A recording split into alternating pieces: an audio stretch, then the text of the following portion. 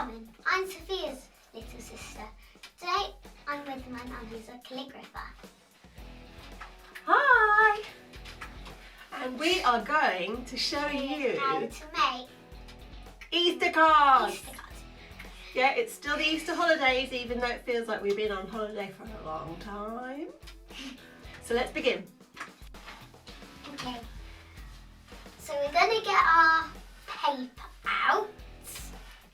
Okay, so let me help you with that, because if you're going to make a long, tall letter, but use a small brush pen, and then the contrast between the thick and the thin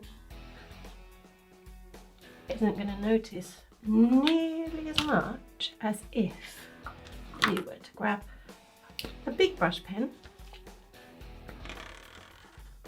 You see that the H is exactly the same height, but the contrast is much more.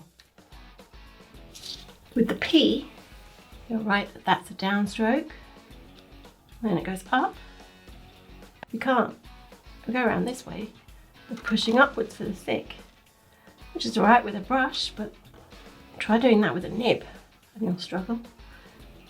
So all letters go right to the top background, and that's how you make that P. You can't really see the lights and heavy downs, light ups and heavy downs, so yeah, I think, and what I think I did good is that I think I did well with the decoration and oh, now that connecting stroke, if you go like that and scoop down like you've done, it can look like it's part of a letter, so that might look like it was a W. So what do? You always try and go diagonally upwards for connector.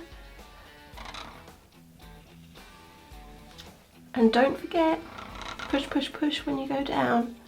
If you lean it slightly to its side, you'll get a nice thick line as you go downwards. Thing a bit curly.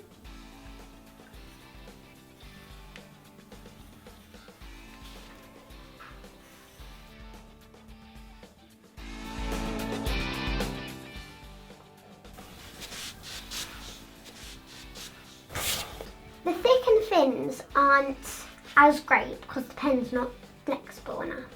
The words, then, you know, I has the dot at the top and the T has then the cross. I always do that at the end. I finished my design with gel pens and some decorations. I hope that's inspired you to do lots of calligraphy and make your own Easter card. I bet it will look really pretty. Happy Easter!